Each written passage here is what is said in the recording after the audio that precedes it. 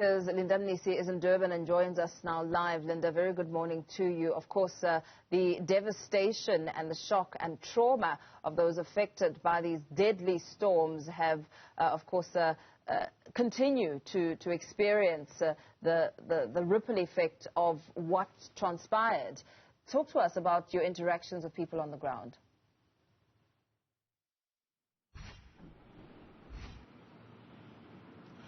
Well, Mpo, it's nearly a week since these floods swept through some parts of KwaZulu-Natal, and it seems as though we haven't seen really the end of it, because the impact is still felt on the ground. And, government can't say for certain that we've reached the end where everybody has been accounted for and people can really start rebuilding their lives. Heavy rains continue to pour down here, and there's a lot of worry coming from the residents about what is going to happen and whether this rain is going to stop. You'll remember the South African Weather Service saying that this weekend, this Easter weekend, it's expecting more rains to pour down. It's Sunday and we're still experiencing and waking up to more rain, and we haven't heard of new, bridge collapses or infrastructure damage so far. But I can tell you, the fear from people on the ground is that more and more damage could be caused by these rains. So remember, there's still a number of people that are still missing. Families are still looking for their loved one. You'll remember our colleagues Pelani and Zianda visiting some areas where family members were still looking for their loved ones. In fact, where my colleague Pilani was, one of the children there was discovered yesterday, which tells you that in fact families are still bracing for more heartbreak as they still try to find their loved ones. I visited an area in Amaoti yesterday where the Zulu prince Simangaye Zulu was visiting in the area yesterday, and they told me that in fact of the people that died, there was about 5, and 2 children are still missing. One of the children that was missing in that area also found dead, and another one, we're told, also still missing. So there seems to be really no end in sight, but we know that rescue efforts continue here on the ground.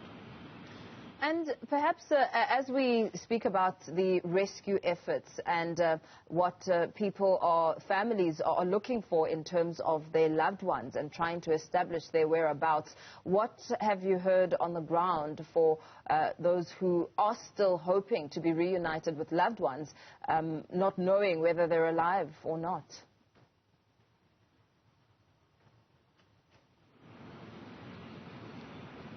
Well, Mpo, it's a really sad and desperate situation on the ground. If you look at the destitute families, some of whom have decided to just abandon these centers that have been allocated for displaced residents, saying that it's either the last belongings that they have may go missing, or the time that they spend in these centers could be the time that they spend looking for their loved ones, some of whom are not even able to mourn properly their loved ones in these centers, saying that we don't even have the funds to bury our loved ones. In fact, we're still waiting. We don't know where the help will come from, but we're waiting that perhaps someone will come and assist us in trying to bury our loved ones. There are people who are the only surviving members in their families. I spoke to a gentleman, I think it was 2 days ago, who told me how he tried to save his neighbor, an elderly citizen in their community who was trapped in the mud. He says,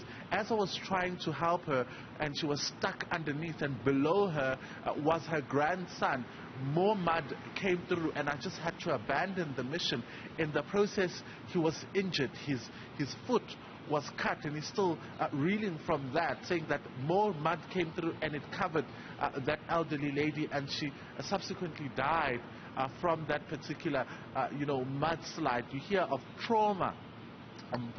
How people have suffered trauma. One lady, in fact, the lady who is family members to that grandmother who died, saying that she can still hear the sound of the wall collapsing. She's at a community center, but she can still hear the sound of the wall collapsing, which talks to the trauma that they've all gone through. The children who also witness these things, saying that they cry at night because they think, every little sound is, of course, some kind of collapse that is happening around them.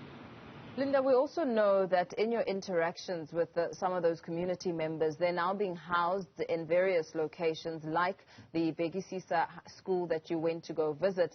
Let's talk about how they are now able to get by there in terms of assistance and resources that are coming in to help them.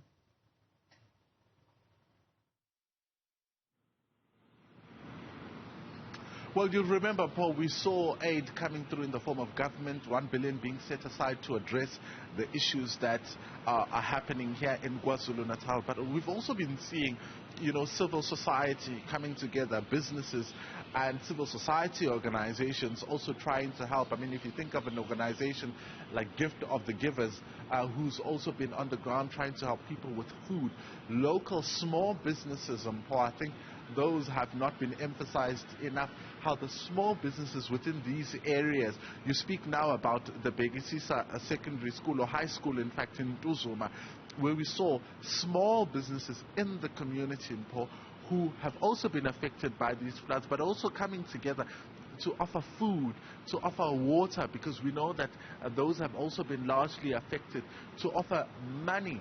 We also saw the Motsepe Foundation yesterday coming out to make a donation of about 30 million rand to address these issues. And a number of other organizations, like I mentioned also, Gift of the Givers, now helping with rescue efforts, telling citizens that in fact, if your loved one is still missing, we will have a team that will assist in terms of trying to locate where they are. So aid is slowly coming in to assist the residents wherever they are. But of course, you'll remember the scale of these floods and the devastation. The last figure that we were given, it was nearly 50,000 people that have been affected by these floods, and we're slowly reaching the grim mark of 400 people who have died in these floods, which is really surpasses the figures of the floods that we've seen in the past. If you think about the 1987 floods in KwaZulu-Natal that left over 250 people dead. You look at the 2019 floods, 70 people in those floods having perished. But also now, a new milestone, a new grim milestone, nearly 400 people and counting.